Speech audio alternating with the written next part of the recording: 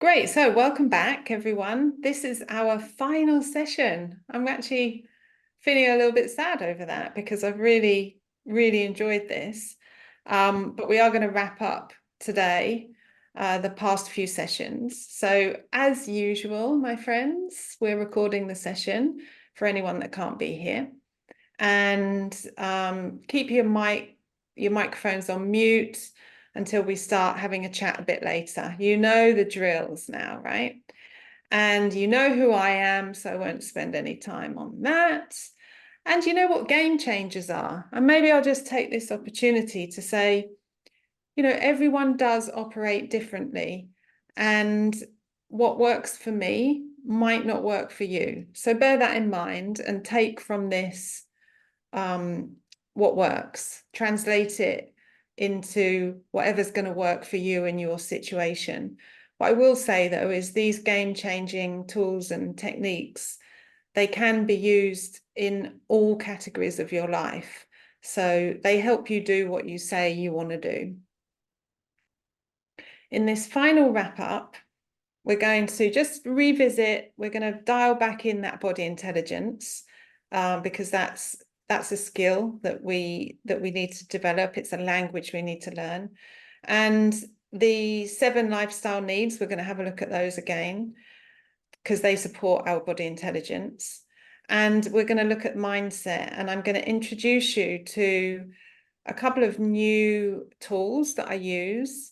And I'm going to open you up to the strategic work that I do, which I find is very, very empowering. So, like we said in the very first session, this is the one before Game Changer in December. We do live in a system of broken healthcare. We don't have a healthcare system, we have a sick care system. And we tend to not prioritize our health and our fitness. Oh, we just got a little bit of background noise there. We tend to not take care of ourselves as well as we can whilst we're healthy. And then when we go and see a doctor, the doctors are not asking us what happened to us, or how do we do that. They just give us a prescription. And when we take medication, although there are times that we need medication, there's very often times that we don't need it. And this medication is suppressing our emotions, and our emotions are suppressing our immune system. So an important insight that we took from the first week was, if we can connect with our body intelligence and we can learn its language, we can prevent a lot of chronic disease. But when we ignore our body intelligence and we don't learn the language, then this is where the body starts to shout if we're not listening. And this is where we have chronic health problems, dependencies, depression, disease, etc. Now, what we can do is we can look at these as warning signs. Just see who's, I'm just going to mute a few people as they come in. We can unmute later. If you can just make sure your mics are on mute, everyone. So yeah, we can look at these as warning signs that we're out of sync with our true nature. And we can take this opportunity to do something about it. Now, a very powerful distinction that we brought from the first session before Game Changers was, we don't want to master the body. We want to master the relationship with the body. We want to learn to communicate with our own body intelligence through self-inquiry. And self-inquiry, if you don't know about that, have a look at that December event that I held, because we did have a session where I took you on a little journey into self-inquiry to learn that body intelligence communication. So you can revisit that very first event. Okay, let's have another quick look at lifestyle needs. Now, over the past few weeks, I've actually been speaking to quite a lot of people about how confusing it is out there, how there's just so much noise, right? should we eat this? Should we drink this? We have to be careful that our water doesn't contain that. We have to be careful that our of plastics, you know, what should we do? What shouldn't we do? I just keep my lifestyle super simple, super simple.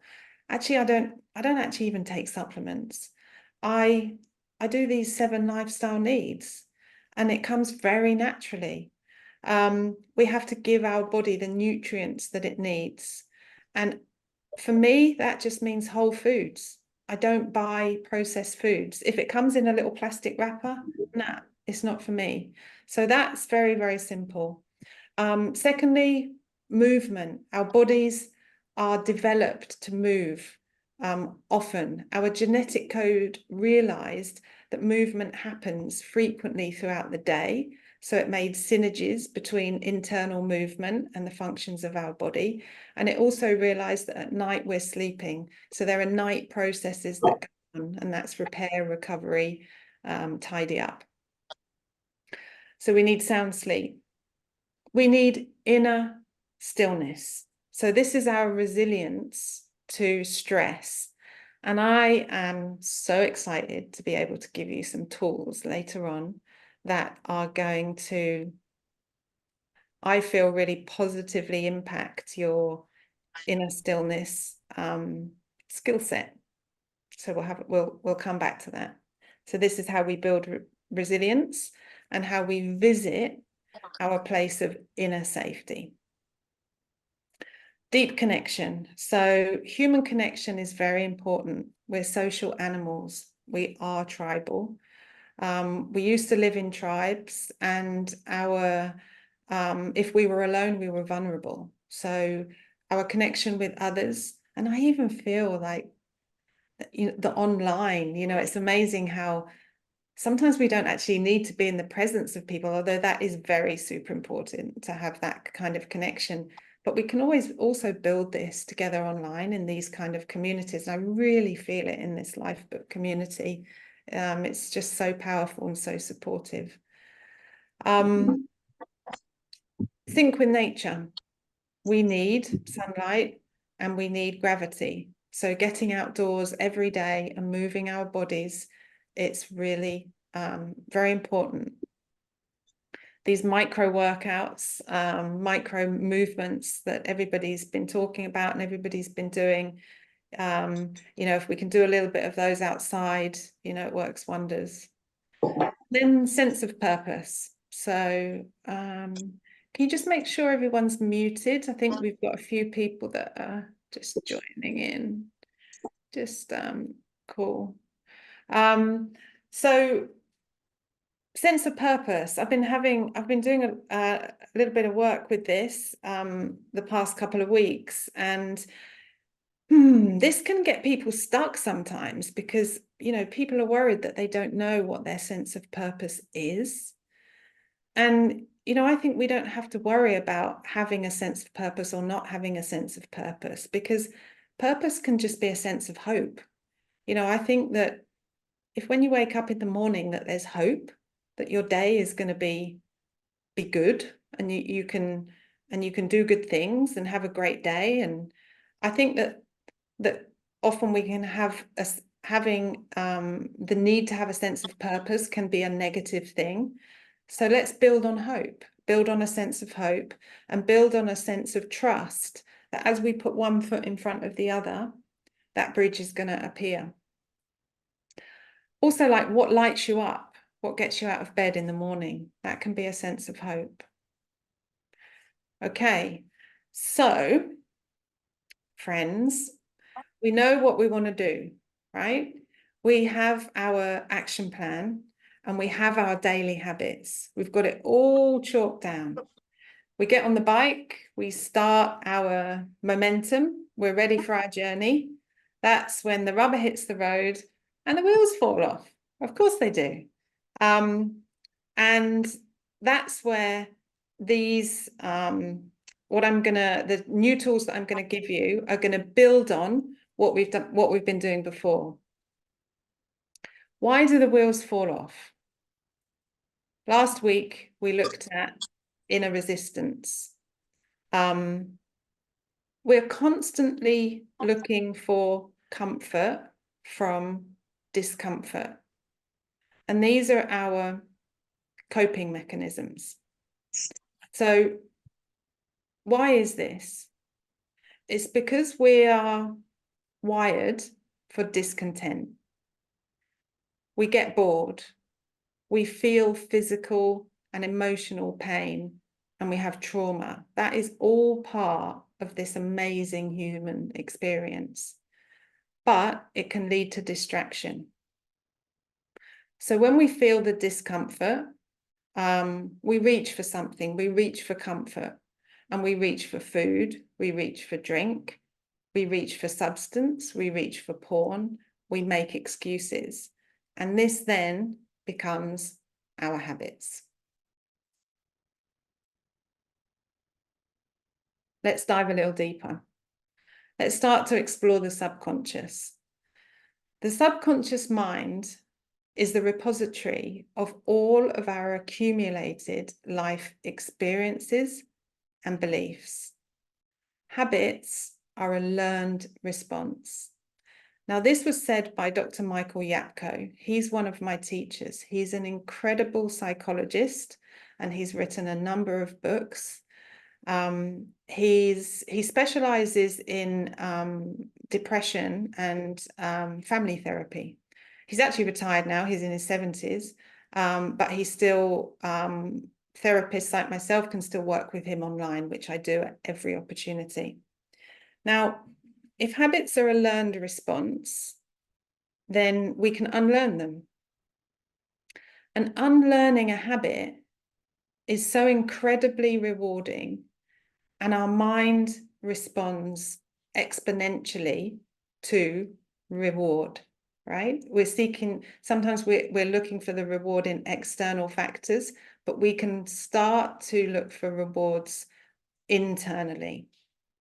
Now, we start with the unlearning process, very small changes, and then it becomes successful. And when one habit starts to get unlearned, the subconscious is learning, it's rewiring, the neuroplasticity is changing pathways, and the next habit becomes easier, the next habit becomes easier, the next habit becomes easier. And this is all working on a subconscious level that we're not always conscious of.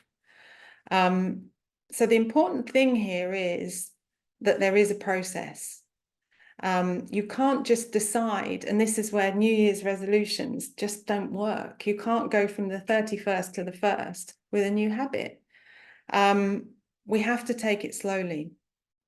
And if we can rewire the subconscious, then it makes everything easier. And we've been doing this subtly. We've been making it easy. But we're just diving a little deeper today. So stay with me.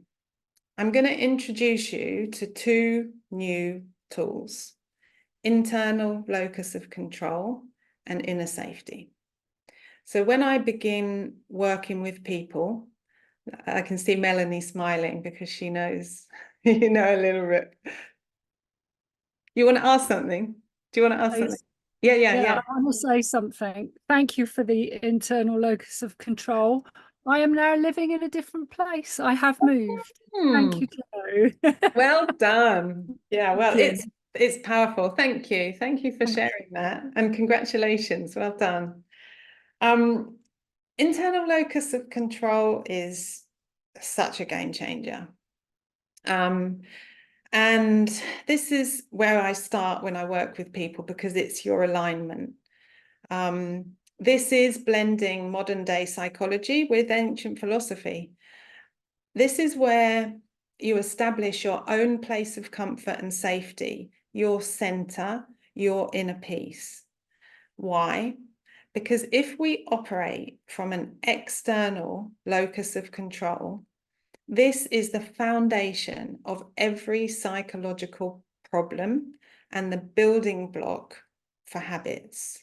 So we want to operate from an internal locus of control. What I want to introduce to you is to go inward instead of outward. So you're not constantly looking at the content of your experience, your unhealthy habits to give you comfort. We were given five senses to experience the world, but our inner sense, our sixth sense, if you like, this is where we find the peace, the love, the happiness, the abundance. And this is the place I want to start from. Okay, I'm going to give you some more information about locus of control. This is about where we attribute responsibility. And I'm not talking about blame. I'm talking about who is responsible. Is it ourselves internally, or is it others, our environment externally?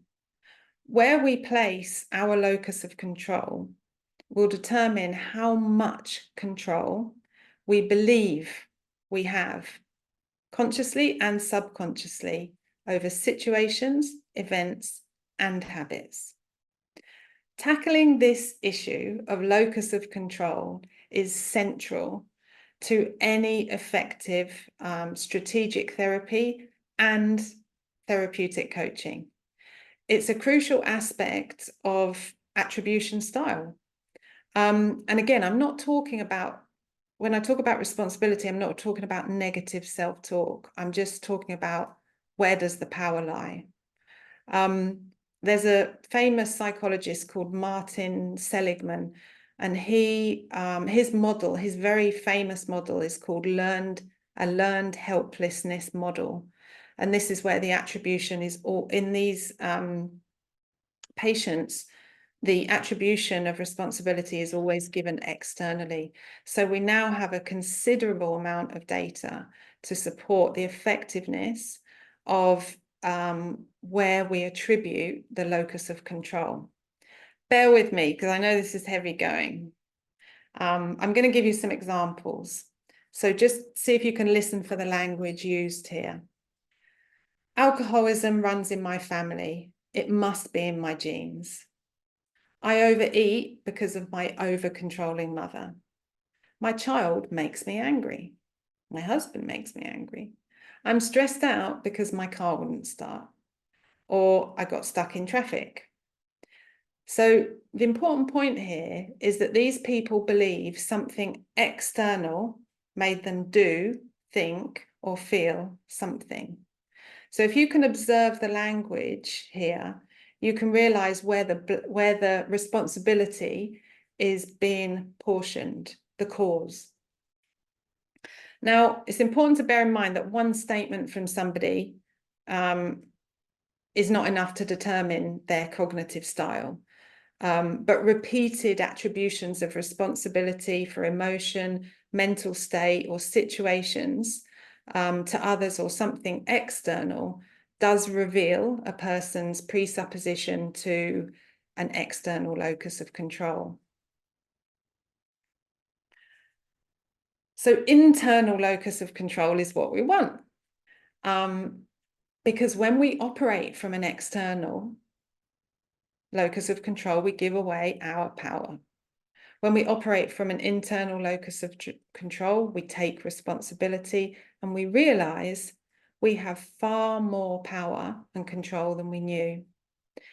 And the great thing is that on a daily basis, we can decide how we think, how we feel, how we behave, how we act, what identity. We were just talking earlier on in the call with Kim, what identity we are choosing to have. Every moment presents a new opportunity. I want to tell you a short story. It's a Zen koan, and I love Zen koans, and I bring them into my work often. You may have heard of it. Two monks and a woman. So a senior monk and a junior monk were traveling together. At one point, they came to a river with a strong current. As the monks were preparing to cross the river, they saw a very young and beautiful woman also attempting to cross. The young woman asked if they could help her cross the other side. The two monks glanced at one another because they had taken vows not to touch a woman. Then, without a word, the older monk picked up the woman, carried her across the river, placed her gently on the other side, and carried on his journey. The younger monk couldn't believe what had just happened. After rejoining his companion, he was speechless, and an hour passed without a word between them.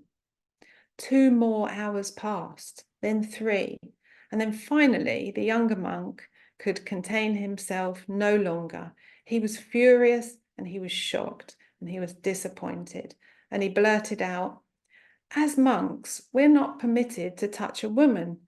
How could you do that? And how could you carry that woman on your shoulders?" The older monk looked at him and replied, "Brother, I set her down on the other side of that river 4 hours ago. Why are you still carrying her?" Now, this simple Zen story has a beautiful message about us living in the present moment. And it illustrates how often we give our power to external events or a person or a situation, carrying around past hurts, holding on to resentments, when actually the only person that we're really hurting is ourselves.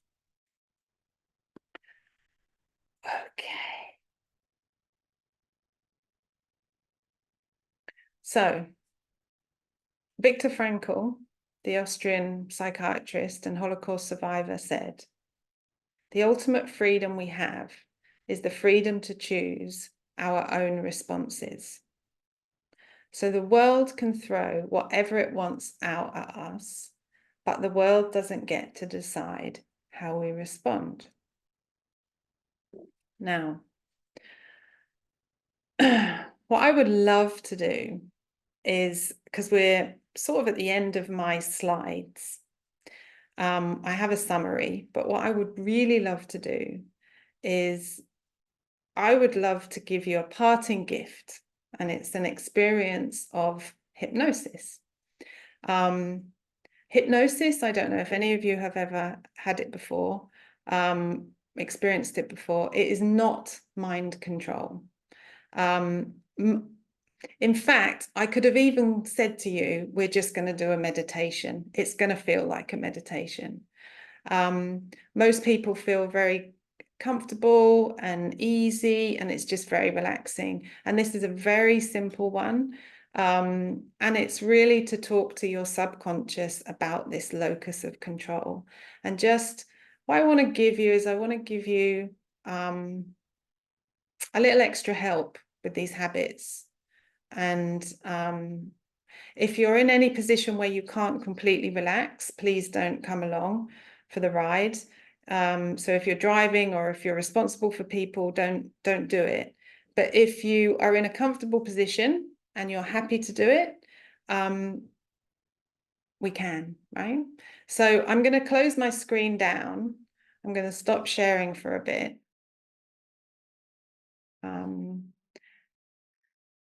And I'm going to invite you to get yourself in a comfortable position. And if you want to turn off your video, it's up to you. All that I would say is, if you're in a seated position, make sure your feet are not crossed and don't cross your hands. So you just want to sit, you can support your back and really just take this time. It'll be about 15, maybe 15 minutes in total.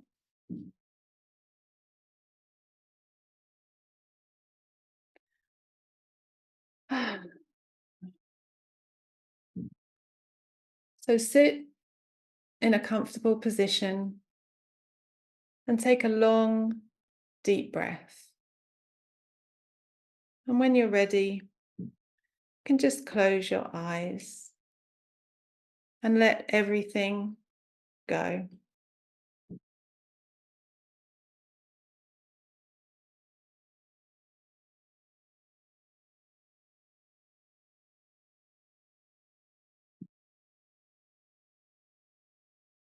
That's right. Drifting off into no place in particular. Give yourself permission to be exactly who you are at this moment, any way you choose. Do this your way. You may choose to become aware of the slowing rhythm of your heartbeat, or you may choose to be aware of the stillness of your legs or muscles around your eyes. Some people see spirals or shadows beneath their eyelids. Some people feel that their jawline is relaxed. And some people will feel their shoulders releasing. You may be aware of different tones in my voice, different sensations in the body. You may be aware of different temperatures around you, and there may even be noises. And you might notice that the comfort and ease that you're starting to feel in your body is broadening and deepening. That's right. And isn't it good to know that there is a place inside you that knows just how to breathe, just how to breathe and relax. And those deep, relaxing breaths just seem to come. And somehow your conscious or your subconscious takes you into a light state of trance, or even a deep state of trance. And any way you do this is just fine. This is up to you. This is your time. This is your life. And you are in charge. This is your place of safety that you can return to any time you choose. Because there's an inside world and there's an outside world. And the outside has an inside. And the inside has an outside. And as you relax back into this now, knowing there are things that you can control, like the thoughts and the feelings that we pay attention to, and the thoughts and the feelings that we choose to let go. You realize that you don't get to control anything outside of you. You don't get to decide what people will say or think. At best, outside of you, you can influence. But influence is not control.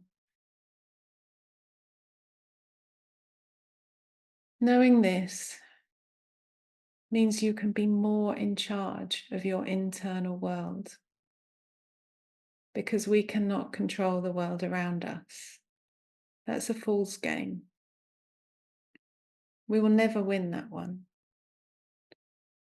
But we can win if we take charge of what happens within us. And I wonder how you choose your response to the world. Those feelings that we spoke about, the times that we reach for comfort from discomfort, these are just feelings. And you know, we can sit with feelings. We can choose to give the feelings some time. Everything of importance needs patience, and it takes time. Releasing the urgency, enjoying the moment, because it too will be gone, and a new moment will take its place. Forming new habits requires learning new skills, and learning new skills takes time. It takes practice, and there will be falls. And you have done this before. You know how to learn. You know how to give patience. You know how to give time. There was a time when you first learned to walk. You fell down countless times, but you persevered. It's how you learned. It's how you learned to stand. It's how you learned to walk. And then it's how you learn to run. There are ways to learn new skills. And I wonder, what do you do with the negative thoughts and the feelings and the negative voice that we all have? Maybe you put them behind a thick pane of glass so they're muffled and hard to hear. Maybe you put them on the other side of a deep, even deeper ravine so they're distant and easily ignored. Or maybe you wrap them in foil and you throw them as far into the distance as you possibly can. Or maybe you see a fork in the road, a decision to go down that path that serves you, or that path that you know doesn't serve you. There are many ways that we can choose to listen or ignore our thoughts and our feelings, because the world does not respond to our thoughts and our feelings, but our mind and our body does.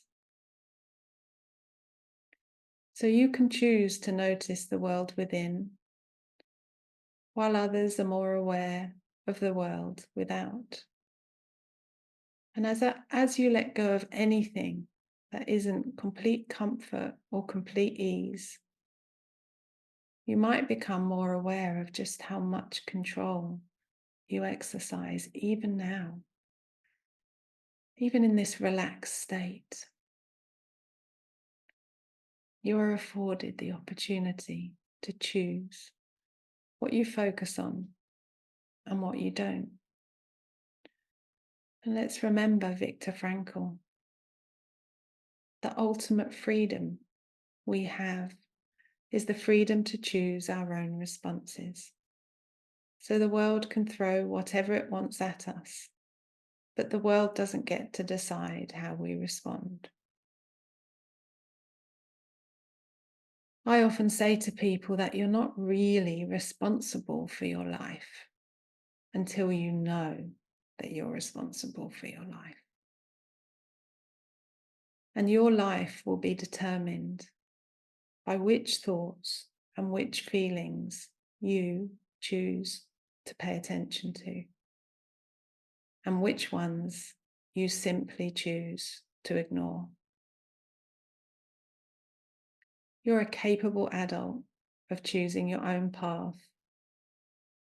And the only time you're not in control is when you abdicate. No one can vote you out. You are the monarch.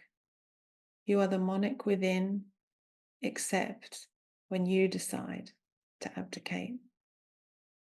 And then all your conditioning, which is your past, will take over. Now I'm going to give you 1 minute silence from my voice. And I'm going to tell you when that 1 minute is over, you'll hear my voice again. But during this 1 minute of silence from me, during this time, you can process what has been said, or maybe even what has not been said. You can assimilate and integrate and put this together any way you choose that serves you. And this 1 minute starts now.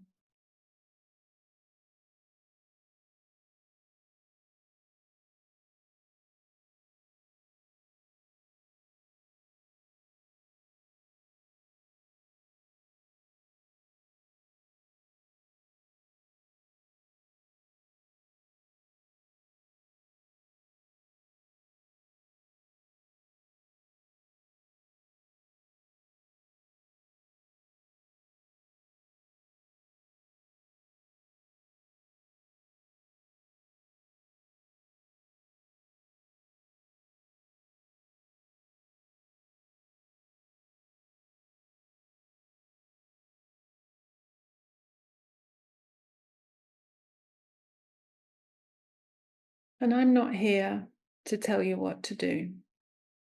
This is your experience, and I cannot make you do or feel anything. You don't have to make any changes right now. You can do it whenever you choose.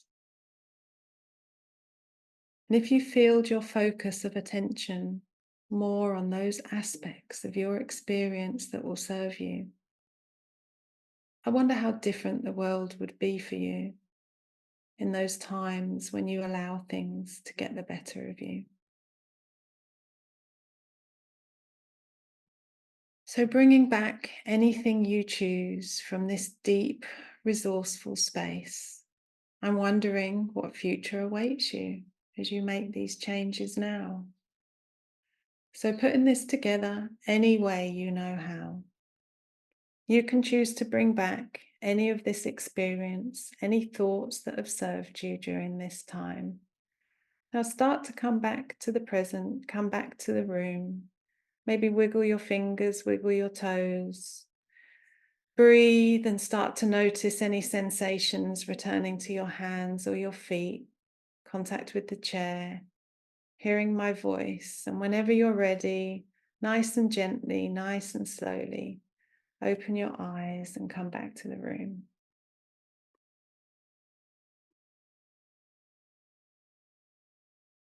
Hi, hi, hi. Don't know why I can't see you. Oh, there you are. Is everyone okay? Did I lose anyone? Okay. Now I would love to know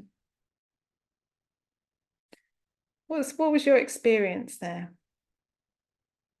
If you want to unmute, feel free to unmute, or if you want to put it in the chat, put it in the chat. Yeah, Greta. Yeah, I had a quite surprising experience when you talked about how when we were little learned to walk. I got so emotional. I just started crying, and I was thinking, that's really true. And it was never a question. I might not be able to do this, or people might not like how I'm walking, or should I maybe just put it to rest, or should I just give it up, and crawl for the rest of my life, That was never a question. Just it was getting up again and again and again. And well, that was so strong for me, because that's exactly what I need right now to get to the next step in my life. Yeah. So that was really powerful to get in touch with that indomitable spirit from back then. Yeah. Wow. Thank you very much. Well, thank you for sharing that. And I'm just so happy that you had that insight, because it's there for that reason. Your subconscious can connect with it, and it will go, wow, I've done it before. This is how I learn. it goes very deep actually, and it doesn't, you don't kind of, it's sub, you know, trance work and working with the subconscious is just, it's subtle but powerful. Yeah. Yeah. Thank you, Greta. Thank you. How do I say your name? I'm so sorry. That feels so rude. Sohela. Sohela, what a beautiful name. Thank you. Thank you. Well, it was a little bit strange for me to do this now. Usually, I'm well in I have been well in self-hypnosing and so on. But the funny thing was, I was observing the observer, which was observing now, and I said, hey, stop. The moment you told, I remembered we have the choice for our own responses. So that flashed inside. And I said, you can choose now to follow the inner sabotage, as you told. Yeah. The way is a gable or going here and there. And it's like, Yep. stop, you have the choice. You Yeah. are swifting away again. Yeah. What reason somebody inside of you is protecting you or wants to protect you not to leave the road? Yeah. Stop. Yeah. You are choosing now the responses you want to see. Calm down. And it was like a feeling just whoops. Yeah. Diving deep inside in a bubble. And so, here is freedom and here is the power of choice. I can go inside. So I switched back to Yeah. the first words you told us, and but it was in here and now. So it was as if in this bubble everything was popping up, so I could make the choice Yeah. what to do next or not to do next. And Yeah. that was really Yeah. helpful. Yeah. Thank you so much for this. Oh, thank you for sharing. And you know, it's our I think we spoke last week or the week before. I think it was the first Game Changers when we said that the mind, it likes to go back to what's familiar, you know, that it's like, you know, I call it my little chimp, always trying to protect me. So it wants to bring me back to what's familiar, even if that's sabotage, it wants to bring me back for what's familiar. So to take that time to return to this place of safety that we can go to at any time we choose, and then sit with the resistance, sit with the discomfort, acknowledge it, but then decide which fork is going to serve me better, which route. I have that choice. Yeah, I'm so happy that you picked up on that. Yeah, great. Amazing. Yeah. Yeah. Anyone else? What experience did anyone else have there? Melanie, where's Melanie? Oh yeah, Melanie. Hi. Yeah, that was it. That was really interesting, actually. I've done quite a bit before. I trained with Matt Hudson, who wrote the book The Saboteur Within years ago. Yeah. And I also rely heavily on Paul McKenna and Steve Crabb. Probably at least 4 or 5 days a week, I will do a trance with one or the other or both. Never done it with a woman, and it's incredible, the different feeling. It's almost like it's like there's like this maternal bubble around you because you're a woman. It felt completely different. I loved That's it. interesting. That's interesting. Yeah. I mean, with the guys, I listen to them all the time. So there's a real a trust and admiration, you know. I've relied on them really heavily, but it felt completely different. It felt like this whole maternal thing surrounded. It's lovely. Yeah, thank you very much. Yeah. No, I'm old enough to be your mother. No, you're not. I don't think so. No, I don't think so. Yeah, it's, you know, even for, you know, for me to, when I speak that, when I'm doing the hypnosis sessions, oh, I love it. I have this amazing sense, because I think I might have mentioned to you before that I have digestive issues that I have to deal with all the time.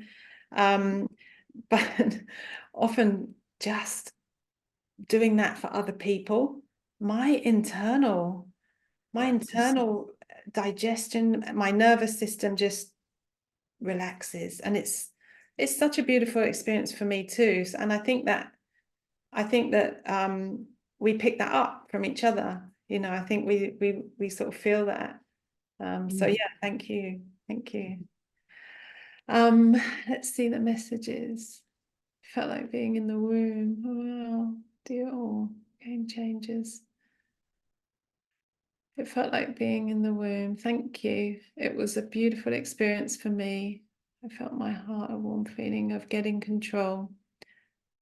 I feel I can realize my dreams with time. Slowly, yes, slowly. It resonated a lot with my dream of doing a handstand and having a baby. Oh, that's beautiful. You know, we're very good at, let me get this right. We overestimate what we think we can do in a year, and we underestimate what we can actually do in 3 or 5 years. And I was working with someone, it's a bit of I probably don't have time to tell you, I've got so many stories, but I was working with someone who was writing a book, and he had planned to finish it by the end of the year, and he was getting really frustrated because he found out new information that he then wanted to put in the book, but it meant it was going to be delayed, you know, for some time. And we did some work together, and I said, you know, what if you had all the time you needed? Let's take time. Let's work on taking time out of the equation and see how that feels. Imagine you have all the time you need, and it changes so much. You know, it really does. Just deciding, taking control over time. I have all the time I need, actually, you know. So yeah. Okay, now that we've had that amazing experience, thank you. I'm going to share my screen with you one more time. Okay, so back to the summary of what we just did. So we looked at body intelligence. We actually deeply connected with our body intelligence there. We looked at the 7 lifestyle needs. So they're kind of fundamental, right? To keep it all working. We want to if you can just cut out all the noise and stick to those lifestyle needs, or whatever needs you've decided for yourself, work. And then the power of mindset. So today we looked at that such beautiful, powerful place of internal locus of control. And we sat in our safety. And that's a place that I would want you to operate from and come back to anytime you choose. Now, I have had a few people ask me if I can continue doing this. So I'm having a think about it, how I can continue to support the Lifebook groups. What I'm interested to know is if anyone wants to do a 2-month program. I am considering putting together a 2-month program starting in February, where these game-changing techniques do form the basis, but we're going to go further. And what we can actually do is, I'm thinking of no more than 10 people, but it could also work with 6 people, so 6 to 10. And we can actually, let me show you this slide. Okay, this slide, don't be put off by this price. This is what I charge for 1-to-1 for 2 months. So don't be put off by that. But if we did a 2-month program, we could start in February. This is for people who have set health and fitness goals, habits, and need help to make them their lifestyle. When I do the one-to-one session, this is what it includes. So it's 8 60-minute online coaching sessions. So it's 1 a week for 2 months. But if we do it group, it will be a group session. There's also 1 movement class per week. There's a personalized treatment plan, personalized audio and video, online appointments, video tutorials, sets of daily routines, practices and tools that you can use. And you can expect to have a real shift in the way that your body feels, performs and looks, and a clear vision to reach your level of mastery with your health and fitness. Who is this for? I would gear this towards health and fitness because that's what we've been discussing. So it's really for anyone who wants to make health and fitness their lifestyle, whether you want to age well, or I can also, because I do have expertise in the digestive issues, as long as the doctor has said that it's nothing clinical, it's nothing physical. If you've been diagnosed with a digestive issue that's probably IBS and the doctor can't do anything, then this will also work. Or if you're perimenopausal or menopausal and want to realign your lifestyle with that change in your life, then this would be good. So maybe what we could do is, because I was only just thinking about this the last couple of days, we can actually, maybe you can just contact me if you're interested.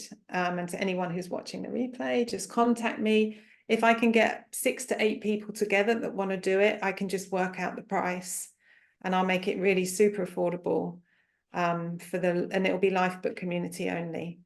So that's my website. Or you can DM me from here. So that's that. Let's stop sharing and let's everybody get back together.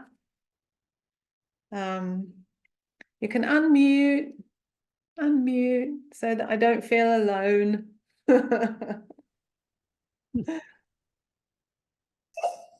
Okay. Oh, so good to see you, everyone. Hi. So, any questions? I have a question. Just for Yes. change. Do you do past life regression hypnosis? No, it's Really? in clinical hypnotherapy, it's a big no-no because because actually what it's been shown to do is put memories in there that weren't ever there. Interesting. Yeah. So no, I don't at all. And it's actually it's even for my insurance and everything, it's like, nah, not when it's clinical. Yeah. Oh, interesting. Yeah. There have been cases where therapists have been able to put memories in. It's so powerful. Oh, I don't doubt it. No. Yeah. It's a powerful therapy, and in the wrong hands, it's not good. Yeah. No. Yeah. So not that one. Yeah. Have you ever had it, Melanie? No, I haven't. I've just always been intrigued as somebody that grew up near the water and surf and things like this. I'm always a bit shabby about water, and I just wondered if there was anything in there. It's probably my mum and dad on the beach when I was little saying, "Don't go in past your waist, otherwise you'll get sucked out and drowned." Well, that would do it. Life. To be honest, that would do it. You know, that it's just in there, but you can undo it. Yeah. But it can be as simple as that. It can be as simple as just something that you've actually forgotten even happened when you were younger. And it's not a big T trauma. It's a little T, but it's something in that subconscious that becomes your default. But it's just a process. You know, it really is. It's just a pattern, and it's a process that you're of a coping mechanism. That's, you know, a little chimp keeping you safe from the water, because that's in there. I mean, personally, I think that you know, I do have a belief that we had, you know, past lives for sure. And Yeah. it is possible that we've bought things here, but it's not a safe place to explore when you're, No, yeah. no. Yeah. Thank you. Okay, peeps, that is a wrap. Well, we've got movement with Benny in an hour. If any of you want to, I'll certainly be moving my body with him. So we've got that in an hour if you want to join. If not, I just want to say a massive thank you. I've just really enjoyed this. And I'm Right sure back at you. we will see each other again. Definitely. Yeah. Yeah, thank you. Thank you, Emily.